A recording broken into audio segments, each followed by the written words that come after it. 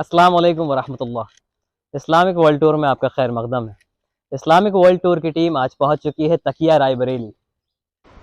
ہمارے پیچھے آپ یہ جو مسجد دیکھ رہے ہیں یہ ہے رائے بریلی کی مشہور تکیے والی مسجد جو دائرہ شاہ عالم اللہ میں دریائے سئی کے کنارے واقع ہے۔ حضرت سید شاہ عالم اللہ حسنی رحمۃ اللہ علیہ نے 1050 ہجری مطابق 1640 عیسوی میں اس کی سنگ بنیاد رکھی۔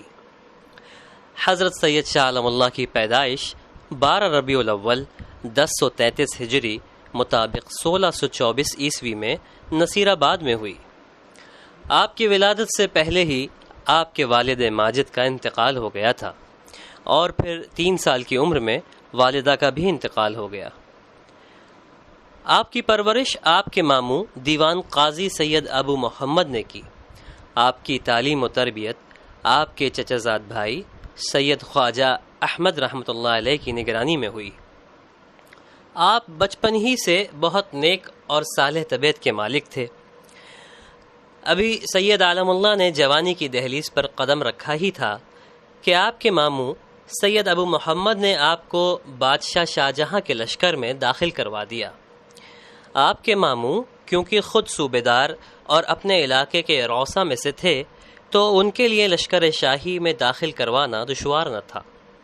ابھی آپ کے ماموں صاحب نے یہ کارروائی پوری کی ہی تھی کہ ایک ایسا واقعہ پیش آیا جس سے آپ کی پوری زندگی کا رخ تبدیل ہو گیا۔ واقعہ یہ ہے کہ شاہجہاں کا دستور تھا کہ سفر میں جہاں بادشاہ کا خیمہ لگایا جاتا تھا اس میں 4 اعلیٰ درجے کے سپاہی رات بھر بادشاہ کے تخت کے پاس موجود رہتے تھے۔ ایک مرتبہ دلی میں کسی جگہ بادشاہ کا خیمہ لگا۔ رات کو کسی وقت بادشاہ کی آنکھ کھلی۔ اس نے پوچھا کوئی موجود ہے؟ اتفاق سے کوئی موجود نہیں تھا، فقط سید شاہ عالم اللہ ہی موجود تھے۔ انہوں نے جواب دیا عالم اللہ موجود ہے۔ رات تاریخ تھی، موسم خراب تھا، اس لیے اتفاق سے اس وقت کوئی بادشاہ کے پاس موجود نہ تھا۔ آدھی رات کو پھر کسی وقت بادشاہ کی آنکھ کھلی۔ بادشاہ نے پوچھا اس وقت کون ہے؟ سید شاہ عالم اللہ بیدار تھے۔ انہوں نے فوراً کہا عالم اللہ موجود ہے۔ بہرحال جتنی بار بادشاہ نے پوچھا اس کو یہی جواب ملا۔ صبح کے وقت بادشاہ نے ان سے پوچھا کیا آج رات تمہارے علاوہ ڈیوٹی پر کوئی نہیں تھا؟ سید عالم اللہ نے کہا جی نہیں۔ یہ بات سن کر بادشاہ بہت خوش ہوا، بڑے انعام اور اکرام سے نوازا، لیکن سید صاحب پر اس واقعہ کا الٹا اثر پڑا۔ ان کو اس رات کے ضائع ہونے پر افسوس ہوا۔ بار بار دل میں خیال آیا محض ایک مخلوق کی خاطر میں نے اپنی ساری رات کو ضائع کر دیا۔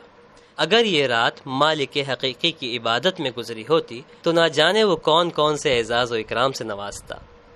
اس خیال نے اتنا بے قرار کیا کہ بادشاہ کے دیے ہوئے تمام انعام مالک حقیقی کی راہ میں قربان کر دیے اور کسی اللہ والے کی تلاش میں نکل گئے۔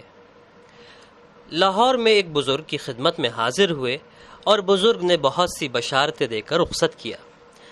آپ کو بچپن ہی سے دلی میں مقیم ایک بزرگ حضرت سید آدم بن نوری سے بے حد عقیدت و محبت تھی۔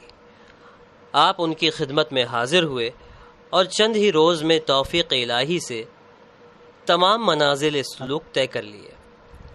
اپنے شیخ سے رخصت لیتے وقت مدینہ ہجرت کا ارادہ ظاہر کیا تو شیخ نے اجازت دیتے ہوئے فرمایا جا تو رہے ہو لیکن اگر کوئی اللہ والا روکے تو رک جانا۔ مدینہ ہجرت سے پہلے اپنی اہلیہ کو ساتھ لینے کی غرض سے اپنے آبائی وطن نصیر آباد پہنچے۔ نصیر آباد پہنچ کر شہر کے اندر جانے کے بجائے شہر کے باہر ہی ٹھہر گئے اور اپنی اہلیہ کو یہ پیغام بھجوایا کہ میں نے اللہ کو راضی کرنے کے لیے دنیا سے کنارہ کشی کا فیصلہ کر لیا ہے۔ اگر تمہیں ساتھ رہنا منظور ہو تو دنیا سے منہ پھیر کر اللہ کی طرف اپنا رخ سیدھا کر لو اور میرے ساتھ چلو۔ اہلیہ گھر چھوڑ کر سید صاحب کے پاس آ گئیں اور گھر میں جو کچھ تھا اس کو ضرورت مندوں میں تقسیم کر دیا، حتیٰ کہ تمام زیورات بھی فقراء میں بانٹ دیے۔ نصیر آباد سے روانہ ہو کر جہان آباد پہنچے۔ جہان آباد رائے بریلی کا ایک حصہ ہے جس کو وہاں کے رئیس نواب جہان خان نے اپنے نام پر آباد کیا تھا۔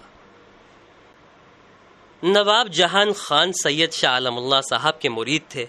انہوں نے عرض کیا کہ اس موسم برسات میں اہل خانہ کے ساتھ کہاں سفر کا ارادہ ہے؟ جواب دیا، بیت اللہ کا ارادہ ہے۔ نواب صاحب نے عرض کیا کہ برسات بھر یہیں قیام فرمائیے، برسات کے بعد میں آپ کو پہنچا دوں گا۔ تو حضرت نے آپ کی درخواست منظور کر لی۔ جہان آباد میں آپ کا معمول تھا کہ تہجد کے وقت اٹھ کر دریائے سئی کے کنارے چلے جاتے اور یہ وقت عبادت اور مناجات میں گزارتے۔ اسی جگہ کے قریب ایک مجذوب بزرگ شاہ عبدالشکور صاحب رہا کرتے تھے۔ ایک مرتبہ سید شاہ عالم اللہ ان سے ملاقات کے لیے تشریف لے گئے۔ ان کو دیکھ کر عبدالشکور صاحب بہت گرم جوشی اور اخلاق سے ملے اور پوچھا کہ کہاں جانے کا ارادہ ہے؟ سید صاحب نے حرم شریف جانے کا ارادہ ظاہر کیا۔ شاہ صاحب نے یہ سن کر فرمایا کہ نہ جاؤ اور یہیں رہو۔ سید شاہ عالم اللہ ان کے بار بار اصرار پر بھی نہ مانے۔ جس روز قیام کا آخری دن تھا اور صبح سفر کا آغاز کرنا تھا، حسب معمول شاہ عبدالشکور صاحب سے ملاقات کرنے گئے۔ شاہ صاحب نے آپ سے کہا کہ آؤ کچھ دیر دریا کی سیر کر لی جائے۔ چلتے چلتے اس جگہ پہنچ گئے جس کو آج دائرہ شاہ عالم اللہ کہتے ہیں، یعنی جس جگہ آپ کا مکان اور مسجد ہے۔ عبدالشکور صاحب نے فرمایا، اب یہی تمہارا وطن ہے، یہیں رہو اور اپنے شیخ کی وہ بات یاد کرو جو انہوں نے تمہیں رخصت کرتے ہوئے کہی تھی۔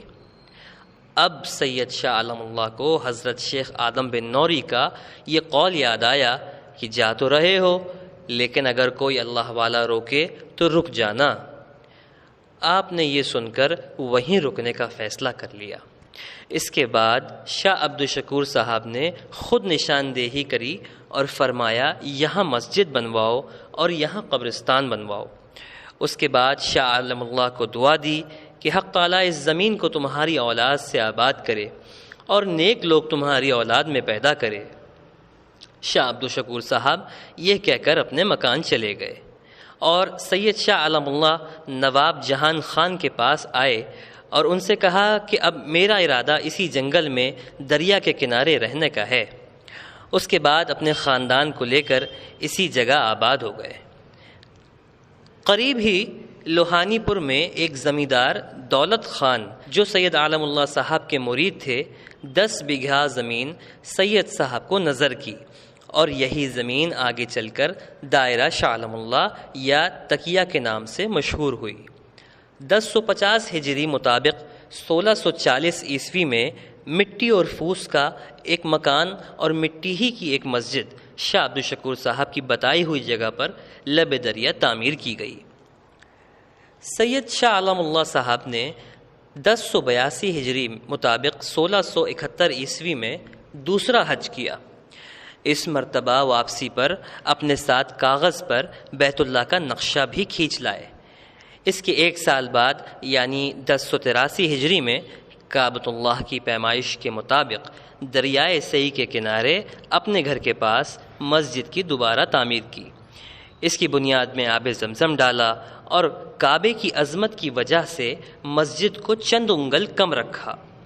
مسجد میں روشنی کے واسطے چاروں طرف 3 دروازے بنائے اور مطاف کی طرح فرش بھی بنایا۔